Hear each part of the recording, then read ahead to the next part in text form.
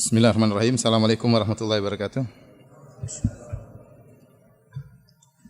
Alhamdulillah, salatu wassalamu ala Rasulillah wa ala alihi wa ashabihi wa man tabi'ahum bi ihsanin ila yaumiddin, amma ba'd.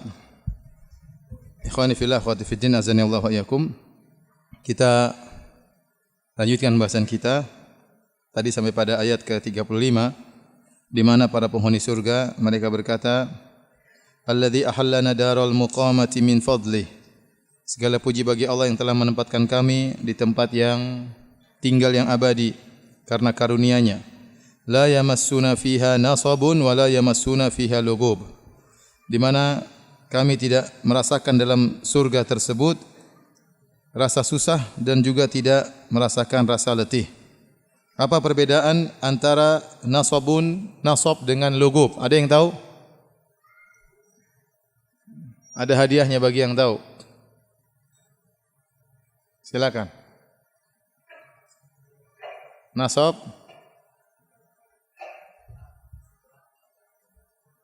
perasaan lelah setelah melakukan pekerjaan. Kalau lughub, perasaan lelah tatkala melakukan apa? Pekerjaan. Terbalik. Harusnya 100.000 jadi 10.000. Jadi nasab adalah perasaan payah tatkala melakukan apa? Kegiatan. Adapun lughub yaitu keletihan yang dirasakan setelah melakukan perbuatan. Oleh karenanya Allah mengatakan dalam surat Qaf, wa laqad khalaqnas samawati wal arda wa ma bainahuma fi sittati ayamin wa ma massana min lughub. Sungguh kami telah menciptakan langit dan bumi dan apa yang ada di antara keduanya dalam masa 6 hari. Orang Yahudi menyangka, hari kan ada 7. Kok Allah cuma ciptakan 6 hari, berarti hari ke-7 Allah istirahat. Mereka menyangka demikian. Maka mereka tidak mau bekerja pada hari Sabtu. Mereka menghormati Tuhan yang capek, kita juga capek, enggak usah istirahat, enggak usah kerja pada hari Sabtu. Sehingga mereka mensucikan hari Sabtu, kata mereka, Allah capek setelah 6 hari menciptakan langit dan bumi dan apa yang ada di antara keduanya. Allah bantah, kata Allah, wa ma masana min lughub, kami tidak ditimpa dengan rasa letih sama sekali setelah melakukan perbuatan. Nah, kalau letih setelah melakukan pekerjaan tidak menimpa Allah Subhanahu wa taala, apalagi keletihan tatkala sedang melakukan pekerjaan. Saya ulangi. Kalau keletihan tidak dirasakan oleh Allah setelah menciptakan, apalagi keletihan tatkala menciptakan. Betapa banyak orang tatkala bekerja dia semangat, lupa dengan keletihan, begitu selesai duduk-duduk maka dia merasa apa? Capek. Nah, kalau setelah bekerja saja tidak capek apalagi tatkala bekerja. Paham? Maka demikianlah para penghuni surga ya. Para penghuni surga mereka tidak pernah letih tatkala melakukan kegiatan mereka. Mereka bermain-main dengan bidadari enggak pernah letih. Mereka bermain-main, berziarah sana, ziarah sini, main sana, main sini, makan ini, makan anu, enggak ada rasa letih sama sekali. Baik tatkala sedang bekerja atau tatkala selesai dari pekerjaan. Oleh karenanya para ulama berdalil dengan ayat ini bahwasanya penghuni surga tidak tidur. Tidak ada tidur dari dalam surga. Ya, karena dalam hadis juga Rasulullah SAW pernah ditanya, apakah penghuni surga tidur? Kata Nabi SAW, an-naum akhul maut, bahwasanya tidur adalah saudara kematian. Dan seorang butuh tidur tatkala dia letih. Tatkala dia capek, baru kemudian dia tidur. Sementara penghuni surga tidak ada letihnya sama sekali. Tidak ada capeknya sama sekali. Maka tidak perlu tidur sama sekali. Kenapa? Kalau dia tidur, berarti ada nikmat yang off sebentar. Padahal dia harus senantiasa berpindah dari satu nikmat ke nikmat yang lain tanpa henti-hentinya. Kalau dia tidur, berarti ada nikmat yang putus kan? Tidur 1 jam, berarti 1 jam berhenti dulu sama bidadari. 1 jam libur dulu. 1 jam tidak lagi bermain sana main sini. Tidak. Makanya tidak ada tidur. Penghuni surga tidak tidur karena tidak merasakan letih dan lelah sama sekali. Kemudian setelah Allah menyebutkan tentang penghuni surga, setelah itu Allah menyebutkan tentang penghuni neraka jahanam. Kata Allah, walladzina kafaru lahum naru jahannam la yuqda alaihim fayamutu wa la yukhaffafu anhum min adzabiha. Kadzalika najzi kulla kafur. Kata Allah, dan orang-orang yang kafir. Dan ini dalil bahwasanya zalimul nafsi masuk dalam surga. Karena Allah sedang berbicara 2 kelompok. Kelompok penghuni surga dengan kelompok apa? Penghuni neraka jahanam. Berarti zalim li nafsi masuk dalam apa? penghuni surga. Demikian juga tidak benar pendapat sebagian ahli tafsir yang mengatakan yang dimaksud dengan zalim li nafsi adalah orang kafir. Karena Allah buka pembahasan baru. Berarti zalim li nafsi tidak masuk dalam orang kafir, tapi masuk pada pembahasan yang sebelumnya, yaitu tentang penghuni surga. Paham? Allah menyebutkan, walladzina kafaru, orang yang kafir, lahum naru jahannam, mereka masuk dalam neraka jahannam. La yuqda alaihim fayamutu, mereka tidak bakalan mati selama-lamanya. Wala yukhaffafu anhum min adzabiha, dan tidak akan dikurangi azab mereka sama sekali. Ya. Kadzalika najzi kulla kafur. Demikianlah kami beri balasan setiap orang yang kufur, yang ingkar. Orang-orang kafir tatkala mereka diazab oleh Allah Subhanahu wa taala dengan azab yang sangat pedih, ya. Di antaranya Allah mengatakan, "Wattaqun nar waquduha an-nasu wal hijarah." Ya. Takutlah kalian kepada neraka jahanam yang bahan bakarnya adalah terbuat dari batu dan manusia, ya. Jadi orang-orang masuk dalam neraka jahanam, mereka terbakar dan mereka juga membakar. Mereka terbakar tubuh mereka dan juga mereka apa? Membakar. Kemudian di antara bahan bakarnya terbuat dari batu, ya. Kalau zaman dahulu mungkin 1400 tahun yang lalu mereka bertanya-tanya, batu apakah itu? Apa batu bisa membakar? Apa batu bisa keluar api? Kalau zaman sekarang kita enggak heran, ada namanya batu bara. Batu bara sumber apa? Pembakaran. Dan kalau api dari luar, tapi kalau batu bara menempel, lebih sakit. Ya, sudah keluar api dia menempel di kulit, lebih dan di daging. Jadi di neraka jahanam dibakar dengan api dan juga dengan apa? Batu yang menyala-nyala. Oleh karenanya Allah Subhanahu wa taala mensifati neraka jahanam dengan allati tattali'u 'alal afidah, yaitu api yang membakar langsung sampai ke dalam jantung. Berbeda dengan api di dunia. Kalau api di dunia waktu membakar luar dulu, dalamnya belakangan. Api tidak langsung menembus ke dalam. Berbeda dengan api neraka jahanam. Waktu membakar sesuatu langsung luar dalam dibakar. Langsung luar dalam dibakar. Makanya allati tattali'u 'alal afidah, langsung masuk ke dalam jantung-jantung manusia. Dalam dada-dada manusia, langsung. Tatkala mereka disiksa dengan siksaan yang luar biasa, tentunya kita tidak sedang bahas bentuk-bentuk siksaan penghuni neraka jahanam. Akhirnya mereka tidak kuat dan mereka minta untuk mati. Mereka berkata, "Ya Malik, liyaqdi alaina rabbuk." Wahai malaikat Malik, penjaga neraka jahanam, mohon kepada Rabbmu untuk matikan kami. Matikan kami. Mereka tidak kuasa merasakan kepedihan yang luar biasa. Mereka minta mati enggak dikasih. Kata Malik, "Innakum makithun." Kalian akan selama-lamanya dalam neraka jahanam. Permintaan mereka untuk dimatikan tidak dikabulkan oleh Allah Subhanahu wa taala. Maka mereka mohon permintaan kedua. Kalau tidak dimatikan, kurangi. Wa qala alladziina fin nari li khazanati jahannam ud'u rabbakum yukhaffif 'anna yawman minal adzab. Ya Allah, maka penghuni neraka jahanam berkata kepada penjaga neraka jahanam, mintalah kepada Rabbmu agar mengurangi azab kami. Kalau tidak bisa dikurangi selama-lamanya, yauman minal adzab, meskipun hanya sekejap, meskipun hanya sehari. Kurangi. Mereka minta dikurangi. Allah tidak matikan mereka, kata Allah Subhanahu wa taala, walladzina kafaru fi lahum naru jahannam la yuqda alaihim fayamutu. Mereka tidak akan dimatikan selama-lamanya. Mereka minta dikurangi, kata Allah, wala yukhaffafu anhum min adzabiha. Dan mereka tidak akan dikurangi azab mereka. Bahkan tatkala mereka minta dikurangi azab mereka, justru Allah tambah. Ya. Falan nazidakum illa adzaba. Kata Allah, fadzuku, silakan rasakan azab yang kalian rasakan. Fala nazidakum illa adzaba. Kami tidak akan menambahkan bagi kalian kecuali azab. Kalau kita berbicara tadi tentang ayat-ayat yang paling beri harapan kepada kita, maka ayat ini kata sebagian ulama ayat yang paling ditakuti oleh penghuni neraka jahanam. Fadzuku falan nazidakum illa adzaba. Rasakanlah dan kami tidak akan menambahkan kecuali azab. Ternyata azab mereka ditambah terus oleh Allah Subhanahu wa taala. Ini ayat yang paling menakutkan bagi penghuni neraka jahanam. Akhirnya tatkala mereka minta mati tidak dikasih, minta dikurangi azabnya tidak dikasih, akhirnya mereka hanya bisa berteriak, wahum yastarikhuna fiha. Mereka berteriak-teriak saja, tidak ada dipedulikan. Mereka berkata, Rabbana akhrijna na'mal salihan ghairal ladzi kunna na'mal. Ya Allah, keluarkan kami meskipun hanya sebentar, kami ingin beramal saleh. Kami menyesali segala perbuatan kami. Fa'tarafu bidzambihim. Dan mereka pun mengakui dosa-dosa mereka, tapi sudah terlambat. Terlambat. Mereka hanya bisa teriak-teriak, ya, dalam azab yang pedih, minta dikeluarkan namun tidak dikeluarkan. Maka Allah bantah mereka, kata Allah, "Awalam nu'ammirkum ma yatadzakkaru fihi man tadzakkar wa ja'akumun nadhir." Bukankah kami telah memberikan umur bagi kalian dalam masa yang cukup untuk berfikir orang yang mau berfikir. Wa ja'akumun nadhir, dan telah datang kepada kalian peringatan. Maksudnya apa kata para ulama seperti Syekh Sa'di rahimahullah dan yang lainnya? Bahwasanya Allah telah memberikan mereka kesempatan di dunia ini. Ya. Mereka telah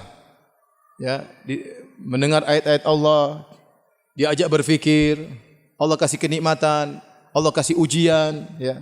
Perubahan-perubahan kehidupan. Ini semua sebenarnya membuat orang hendaknya berfikir. Pengalaman-pengalaman hidup. Kalau bermaksiat kepada Allah akibatnya demikian, kalau beribadah kepada Allah akibatnya demikian. Ini semua adalah pengalaman-pengalaman hidup. Harusnya sudah cukup bagi kamu untuk berfikir. Sudah cukup bagi kamu untuk mendahulukan akhirat daripada hawa nafsumu. Harusnya sudah cukup. Apalagi kata Allah, wa ja'akumun nadhir, dan telah datang peringatan bagi kalian. Al-Imam Al-Bukhari tatkala menafsirkan ayat ini, beliau berkata, awalam nu'ammirkum, menyebutkan firman Allah, awalam nu'ammirkum ma yatadzakkaru fihi man tadzakkar wa ja'akumun nadhir.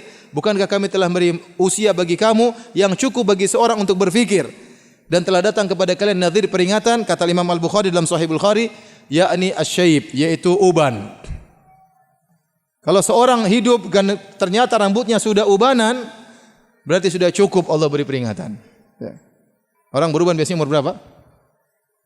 50, 45, 50. Kalau yang uban masih 20 itu penyakit, ya. Maksud saya pada umumnya orang beruban itu umur berapa? Sudah 40 ke atas, 50 ke atas, apalagi kalau 60. Rambutnya sudah putih semua, 70 apalagi, ya. Ini berarti sudah datang peringatan. Kalau antum bercermin kemudian lihat bulu mata antum sudah putih, rambut antum sudah putih, ya sudah, itu sudah datang peringatan. Sebentar lagi akan meninggal dunia. Tangan mulai bergerak, mata mulai rabun, telinga mulai lemah, itu peringatan dari Allah Subhanahu wa taala. Kalau Anda pandangannya sehat terus, pendengarannya kuat terus, badan sehat terus, nanti lupa dan sombong. Maka Allah beri peringatan pelan-pelan. Rambut mulai putih, tangan mulai gemetar, mulai lupa-lupa, ya. Ada sebagian orang jadi pelupa. Sering ketemu saya, aduh saya lupa Ustaz. Itu faktor U namanya, faktor usia. Ustaz, saya pernah lupa apa? Lupa ATM. Taruh pergi ambil uang, ATM-nya ditinggal. Itu namanya faktor apa? U. Ada orang pergi bawa istrinya, dia pulang istrinya enggak dibawa. Faktor U. Dia lupa sama istrinya. Mudah-mudahan tidak lupa, mudah-mudahan juga lupa sama istri orang, ya. Jangan sampai istri orang dia ingat, istri dia lupa, ya. Faktor U, ya. Ada kejadian orang tua sama istrinya sudah tua, sudah usia lanjut dan mesra terus dan sering naik motor suami istri. Lagi motor ngobrol sama istrinya, sering ngobrol. Tahu-tahu mereka lewat, ini kejadian nyata, lewat kejiglek sedikit, istrinya jatuh, dia terus ngobrol. Jadi jalan terus, istrinya udah jatuh. Faktor U dia nggak tahu, daya tangkapnya sudah kurang peka, nggak tahu sudah nggak berat lagi, sudah nggak ada yang peluk, dia nggak rasa semuanya. Jadi ngobrol terus aja, loh kok nggak ada? Ternyata istrinya jatuh. Faktor U sudah apa? Sudah tua. Nah kalau orang sudah tua masih belum sadar juga, kapan mau sadar? Oleh karena dalam hadis dalam Sahih Al-Bukhari, Al-Imam Al-Bukhari membuat suatu bab judulnya bab man balagha sittina sanah, bab barang siapa sudah mencapai 60 tahun faqad a'dzarallahu ilaihi fil umur, maka Allah telah beri uzur kepada dia umur yang cukup. Harusnya dia sudah sadar kalau sudah berumur 60 tahun. Ya. Kemudian Al-Imam Al-Bukhari membawa sebuah hadis dari Abu Hurairah radhiyallahu anhu, Rasulullah SAW bersabda, a'dzarallahu ila mri'in akhara ajalahu. Allah telah cukup memberi uzur kepada seorang lelaki yang Allah telah menunda ajalnya hatta balaghahu sittina sanah, sampai umurnya 60 tahun. Ya, kalau 60 tahun masih belum sadar, kapan mau sadar? Kalau ada anak muda nakal kita tegur, mungkin dia bilang nantilah, saya tobatnya nanti. Ya memang karena mungkin dia masih tua, nanti dia bertobat, ya. Tapi kalau sudah rambut putih semua ditegur, nanti saya tobatnya. Kapan mau tobat lagi? Di alam barzakh baru tobat. Ya sudah, kalau sudah tua ternyata masih sibuk nonton sinetron, masih nonton yang tidak-tidak, masih baca yang enggak-enggak, masih sibuk yang kapan baca Qur'annya, ya, kapan ikut pengajian, kapan sholat malamnya, sudah 60 tahun terus masih kapan lagi mau beribadah? Oleh karena para hadirin Allah Subhanahu wa taala, maka tatkala orang-orang kafir mereka minta dikeluarkan dari neraka jahanam, maka Allah tidak memberi uzur kepada mereka karena Kata Allah, awalam nu'ammirkum ma yatadzakkaru fihi man tadzakkar wa ja'akumun nadhir. Bukankah kami telah beri usia yang cukup bagi kalian? Cukup usia bagi orang untuk berfikir dan telah datang peringatan bagi kalian. Kemudian kata Allah Subhanahu wa taala, fadzuku, ya, rasakanlah, ya, azab tersebut, famalidz zalimina min nasir. Tidak ada penolong bagi orang-orang yang berbuat zalim. Demikianlah para hadirin dan hadirat yang dirahmati Allah Subhanahu wa taala, beberapa yang bisa kita sampaikan dari tafsir surat Fatir dari ayat 32 sampai 37. Kalau ada yang bertanya, saya persilahkan. Wallahu taala alam bisawab.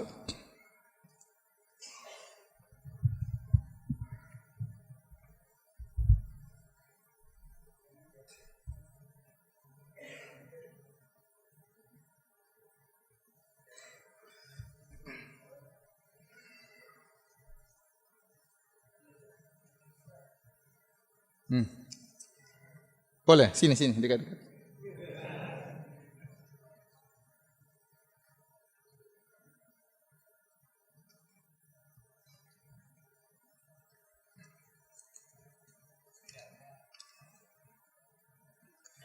Mengapa surat Fatir tidak memakai alif lam mim? Saya tidak tahu, ya. Tidak semua surat dibuka dengan huruf al-huruf al-muqatta'ah. Sebagian surat dibuka dengan huruf-huruf muqatta'ah, yaitu huruf-huruf seperti alif lam mim, alif lam ra, alif lam mim sad, kaf ha ya ain sad, sad, qaf, nun, siapa lagi? Ha mim, ya. Apa lagi? Apa? Yasin, Toha, ya. Ada lagi apa? Alif lam ra ha mim nun, padahal Ar-Rahman. Jadi apa ayat-ayat ini? Para ulama mengatakan ini namanya al-huruf al-muqatta'ah. Namun tidak semua surat dibuka dengan ini. Biasanya surat-surat yang dibuka dengan huruf-huruf ini langsung ada penyebutan Al-Qur'an setelah itu. Biasanya demikian. Alif lam mim dzalikal kitab. Alif lam ra, alif lam mim shad kitabun. Alif lam ra kitabun. Biasanya ada al-kitab. Setelah itu langsung menyebut tentang apa? Al-Qur'an. Toha ma anzalna 'alaikal Qur'ana. Langsung bersebut tentang apa? Al-Qur'an. Yasin terus apa? Wal Qur'anil Hakim. Langsung sebut tentang Al-Qur'an. Kenapa? Karena huruf-huruf muqatta'ah itu kata para ulama fungsinya untuk mengingatkan kepada orang-orang musyrikin Arab bahwasanya Al-Qur'an ini turun dengan bahasa Arab seperti bahasa yang kalian ucapkan sehari-hari, dan huruf-hurufnya terdiri atas huruf hijaiyah. Di antaranya alif lam ra, alif lam mim sad, kaf ha ya ain sad, yasin toha, sama seperti huruf-huruf yang kalian ucapkan. Namun meskipun Al-Qur'an turun dengan bahasa Arab, inna anzalnahu Qur'anan Arabiyyan, kami jadikan Al-Qur'an dengan bahasa Arab dan dengan huruf-huruf yang kalian ucapkan, namun kalian tidak mampu mendatangkan semisal dengan apa? Al-Qur'an. Itu maksudnya. Ya, makanya Allah mengatakan qul la in jitama'atil insu wal jinnu ala ayatu mithli hadzal Qur'an la ya'tuna bimithlihi walau kana ba'dhum li ba'dhin dhahira. Kata Allah Subhanahu wa taala, katakanlah, ya, kalau seluruh manusia dan jin berkumpul bersatu padu untuk mendatangkan semisal Al-Qur'an, mereka tidak bakalan mampu. Mereka tidak bakalan apa? Mampu. Jadi, saya ulangi, kebanyakan surat-surat yang dibuka dengan apa namanya? Huruf-huruf itu biasanya setelah itu penyebutan tentang apa? Al-Qur'an. Untuk mengkaitkan antara Al-Qur'an itu dengan bahasa Arab, sebagaimana kalian bisa bahasa Arab namun kalian tidak bisa mendatangkan seperti Al-Qur'an. Adapun surat Fatir tidak dibuka dengan ayat yang berkaitan dengan Al-Qur'an. Allah berfirman, alhamdulillahi fatiris samawati wal ard, ja'ilil malaikati rusulan uli ajnihatin mathna wa thulatha wa ruba, dan seterusnya. Yazidu fil khalqi ma yasha. Segala puji bagi Allah yang telah menciptakan langit dan bumi, yang telah menjadikan para malaikat sebagai utusan-utusan Allah Subhanahu wa taala, yang memiliki sayap-sayap. Ada yang sayapnya 2, ada yang sayapnya 3, ada yang sayapnya 4, ya. Ya, sayap, ya. Mathna wa thulatha wa ruba, bukan istri, ya. Sayap, ya. Sayapnya 2, sayapnya 3 dan sayapnya 4. Yazidu fil khalqi ma yasha, dan ada yang Allah tambah sayapnya yang Allah kehendaki. Seperti malaikat Jibril sayapnya sampai 600 sayap, ya. Itu kenapa tidak dibuka dengan surat Fatir, tidak dibuka dengan alif lam ra atau ha mim. Wallahu alam bisawab. Mungkin karena memang Allah tidak buka karena di awal ayat tidak berkaitan dengan Al-Qur'anul Karim. Berbeda dengan ayat-ayat surat-surat yang lainnya.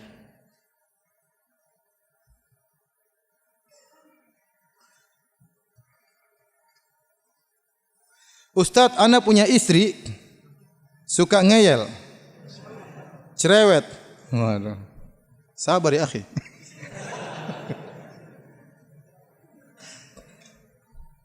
Ana suruh untuk banyak beribadah, berzikir, baca Al-Quran, malah sukanya ngomong ke sana ke sini.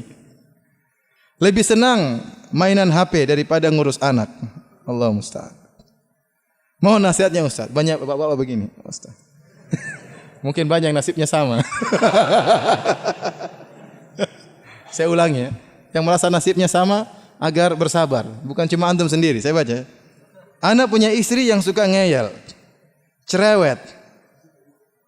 Ana suruh untuk banyak beribadah, berzikir, baca Quran, malah sukanya ngomong ke sana kemari.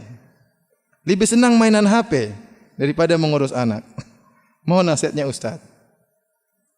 Dia tidak tulis, istri saya lagi hadir.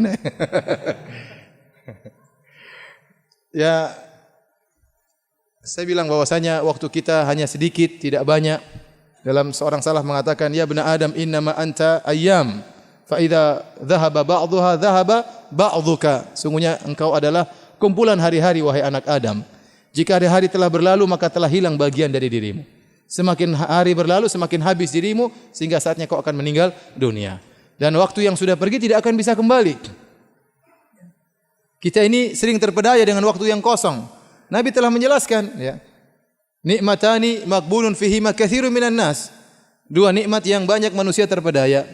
As-sihhatu wal faragh. Sehat dan waktu luang. Kita diberi waktu luang oleh Allah Subhanahu wa taala, tidak kita manfaatkan untuk beribadah kepada Allah.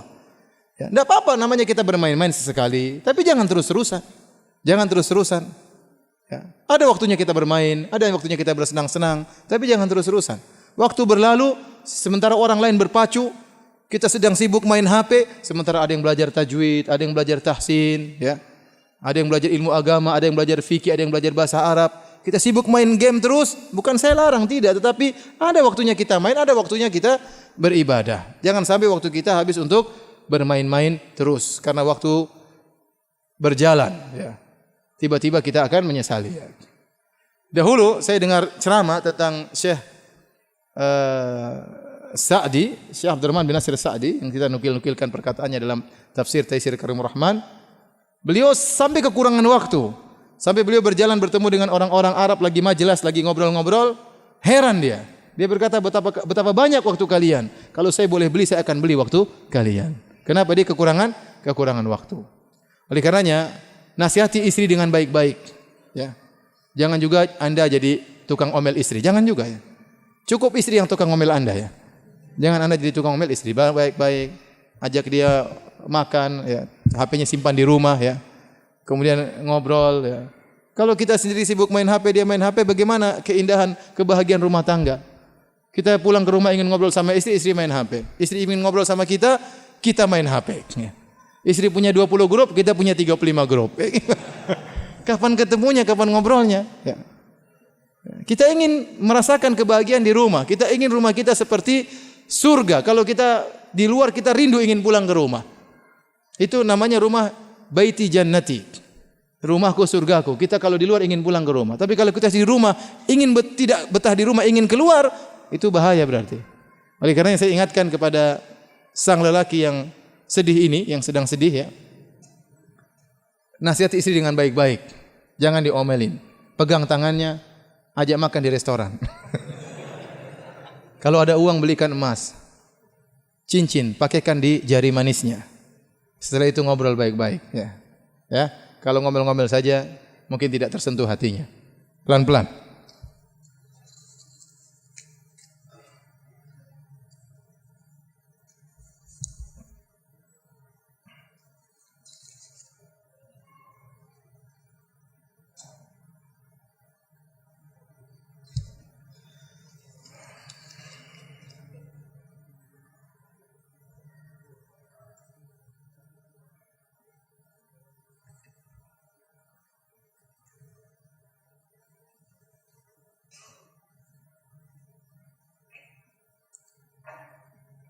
Ustaz, bisakah antum menceritakan masa lalu antum ketika mondok di Ma'had Jamilur Rahman?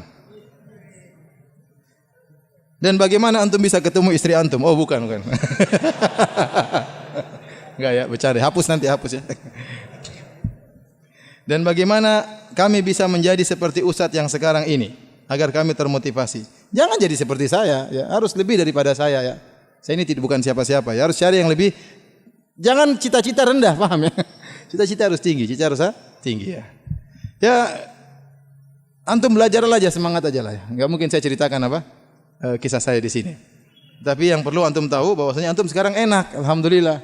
Dulu tidak seperti ini, ya. Dulu masih belum diplester, ya. Kadang-kadang teman-teman bareng-bareng bantu untuk bangun pondok. Kadang-kadang kita belajar di hutan di bawah, ya. Dan macam-macam, ya. Banyak cerita-cerita di zaman para salaf dahulu. Salaf Jamilur Rahman maksudnya, ya.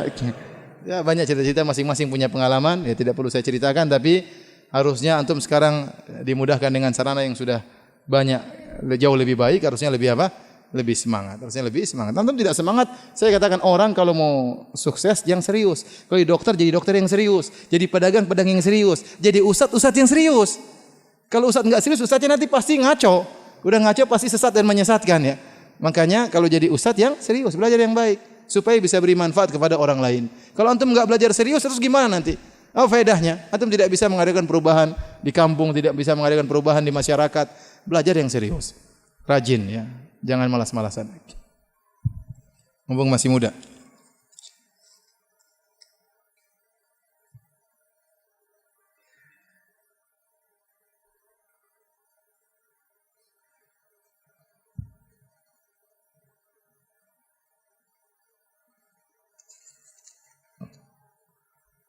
Apakah penghuni surga berbicara dengan bahasa Arab? Secara dalil tidak ada dalil yang sahih bahwasanya para penghuni surga berbicara dengan bahasa Arab, tetapi itu terserah Allah Subhanahu wa taala. Karena harus kita akui bahwasanya bahasa terindah bahasa apa? Bahasa Arab, ya.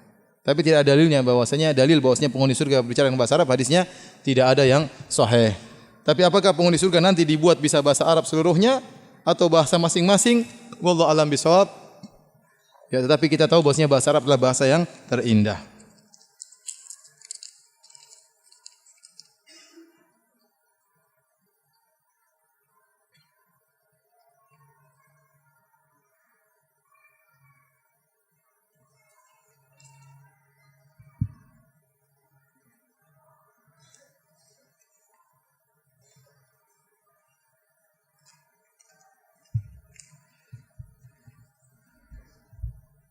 Taib, demikian yang bisa kita sampaikan pada kesempatan hari ini, ya, karena waktu sudah habis. Sampai di sini saja.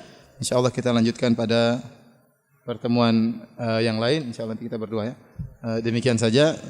Subhanakallah bihamdik asyhadu an la ilaha illa anta astaghfiruka wa atubu ilaik. Assalamualaikum warahmatullahi wabarakatuh. Saya lupa.